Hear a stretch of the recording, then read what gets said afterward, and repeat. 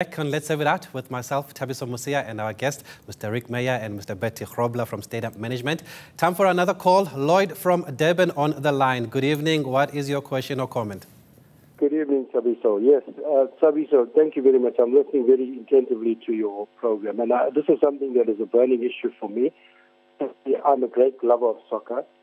I go to a lot of any of the soccer games in Durban, and most of them. And the one common thing I pick up at all soccer games is very, very poor security and traffic control outside those stadiums.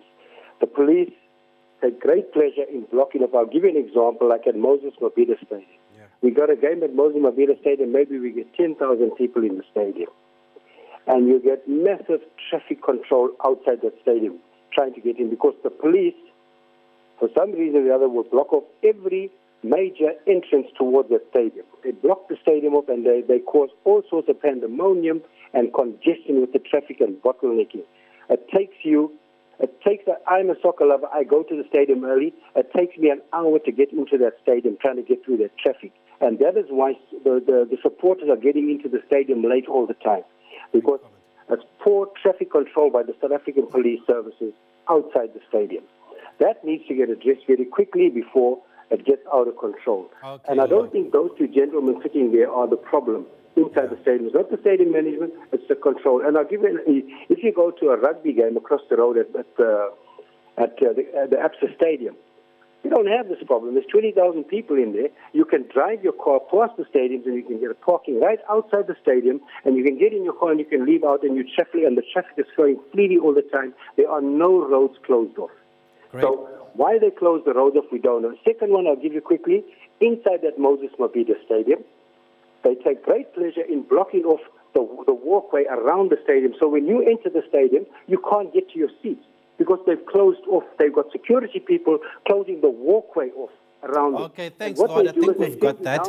And I've actually got experience from what he's saying about traffic. I mean, there was a game where I could see the stadium, but I only got in 2 hours later, even though I had media accreditation, I had a parking ticket.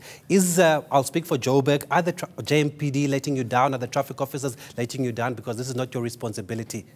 Without repeating myself, I think we're at the junction now where there's a cooperative sense and people sitting around the table. We had 2 meetings now with all stakeholders, with an expert independent contractor contracted to draft the transport plan. And JMPD, they are listening to our expert views of what transpired at the stadium.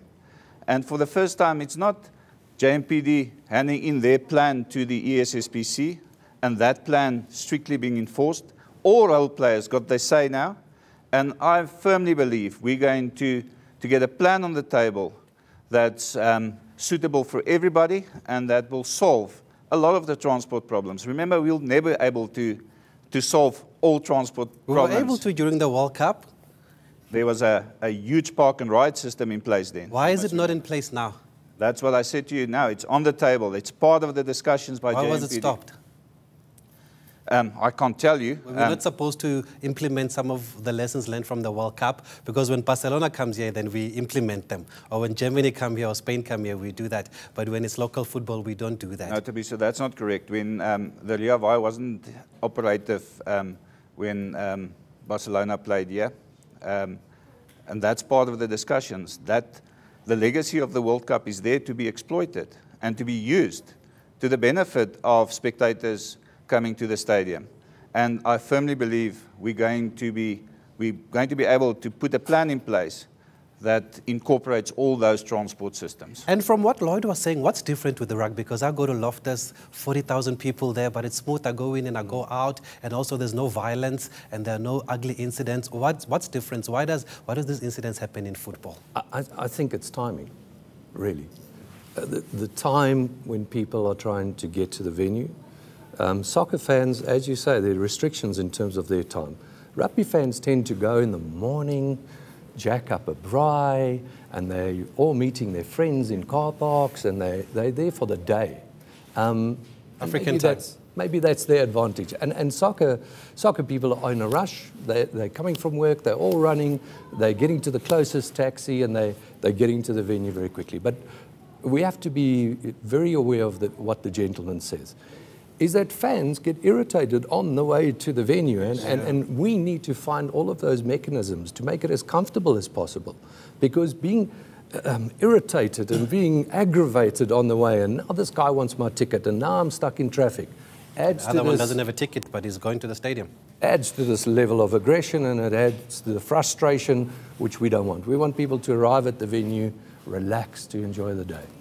I remember you, before that incident last year at the FNB Stadium, you had intelligence that there were fake tickets. I mean, how far have you gone in trying to end this gouge of fake tickets? I can tell you that it occurs at possibly every event, and not just... Your scanners pick them up? Correct. Yes. So we have verification. The ticket gets scanned, it gets rejected. We have the ticket vendor on site. The person gets taken with the ticket to a booth. The ticket gets checked, and it's seen to be fake. And I look at those tickets. They are good. This is not somebody printing them out of the boot of a car. Yeah. This is very well done on original paper. But they can't go in because your scanners pick them up. Correct. Is that what you're saying? Now they're stuck between going through the search point and between the turnstiles. And there we have to have this action of getting those people back. Okay, we have to move quickly. They always say the stadiums are not family friendly. Do you agree with that? Are you working on improving that? I think they are. I do photography as a hobby. And sit in the stands with the fans. I love taking photographs of all these kids who are enjoying themselves, little babies, toddlers. I think it is, and I think large crowds are inherently not the safest for kids because they're small, and if there's pushing and shoving, it's not ideal. But inside the venue, fantastic. And as we wrap up, Mr. Grobbelaar, what does stadium management say to assist the families of the people that died last year at the FNB Stadium? Because Mr. Chauke was a taxi driver and he was a breadwinner in his family. Have you assisted them in any way? Yes, there's been numerous support rendered to those families and to the extended family. Financial support? Financial support, yes. And not... and again, see it in the correct light, not because we feel guilty, because we feel with them as you said, spectators coming to our house. It's somebody that died on the front step of our house. And the support is not due to any guilt or anything in that line. It's because we feel for those families. Will we ever find out what happened that day so that it doesn't happen again? And that's the only reason I keep referring to these incidents, because we need to avoid, we've got another derby coming up, we need to avoid these situations where people don't come back home after going to the stadium. Thabiso and Rick will tell you as well, factors like that, they are identified as risks in the ESSPC meeting, and then there's mitigatory plans, and then contingency planning that's put in place. So definitely lessons are learned. But as Rick said, you can't, it's not a model that you put down and you're assured that everything will go according to plan. There's always variances and risks involved, and you need to mitigate that at the moment, at the venue, on the ground. Okay, we're out of time. Thank you very much for joining us. I'm really encouraged by the conversation. It seems like there's a breath of fresh air at stadium management. Before, when we were asking questions, people used to be defensive, but I'm glad you've come here and you've answered questions and you're not running away from the challenges, and we really appreciate it. I would like to, Thabiso, if you're interested, I would like to invite you before the derby to attend one of the ESSPC meetings on the day. Okay. I will personally accompany you to the VOC, take you to Rick on the ground, and then you can make up your own mind. That's great. You said it in front of millions of viewers, so I'll definitely be there. But thank you very much, Mr. Grobbelaar and Mr. Meyer, for joining us. And thank you to everybody who's been part of this conversation on Let's Have It Out. That's it for this edition. Remember to keep the conversation going on social media using the hashtag LHIO. And tomorrow night, journalist Neo Goba will be in this chair. You don't want to miss that conversation. My name is Thabiso Mosia from SAFM. Good night.